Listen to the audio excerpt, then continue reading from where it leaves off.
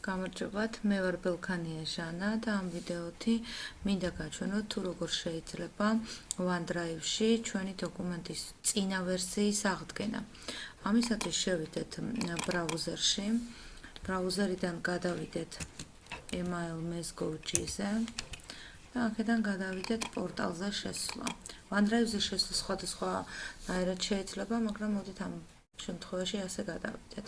აქ გაგვეხსნება აპების ჩამონათვალი, რომელშიც ერთ-ერთი არის OneDrive, ჩვენი ღრუბლოვანი საცავი. შევიდეთ OneDrive-ზე და ავარჩიოთ ერთი რომელიმე დოკუმენტი, რომლის წინა ვერსიის დაბრუნება გვინდა. აი მაგალითად იყოს აი ასეთი რომელიღაც პრეზენტაციას ავარჩევ, რომ ჩვენთვის ნათელი იყოს თუ რა ვაკეთებთ.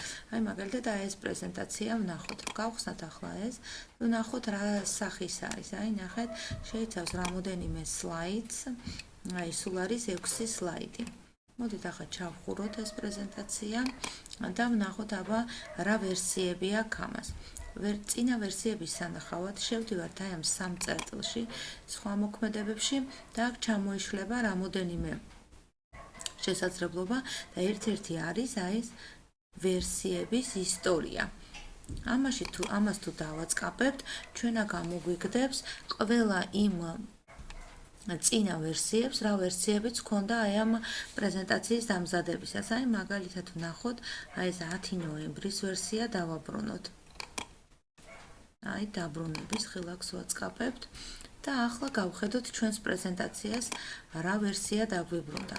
გავხსნათ ის და აი ვნახოთ აჰა, ეს ის ვერსია ყოფილა, როდესაც პრეზენტაციაში გვქონია მხოლოდ 2 სლაიდი გაკეთებული. ახლა ეს დოკუმენტი აუცილებლად ჩახურული უნდა გქონდეს, სხვანაირად აღდგენაში არ გაუშვებს. ახლა ვნახოთ ისევ ჩვენი ეს პრეზენტაცია და მოდით ეს წინანდელი რაც იყო ვერსია ის დავაბრუნოთ. აი აქ ისე ვერსიების ისტორიაში შევდივართ და აი სულ რამოდენიმე წუთის წინ ჩვენ ეს ვერსია და აი რას ვერსიაც იყო, იმ ვერსიას დავაბრუნებთ.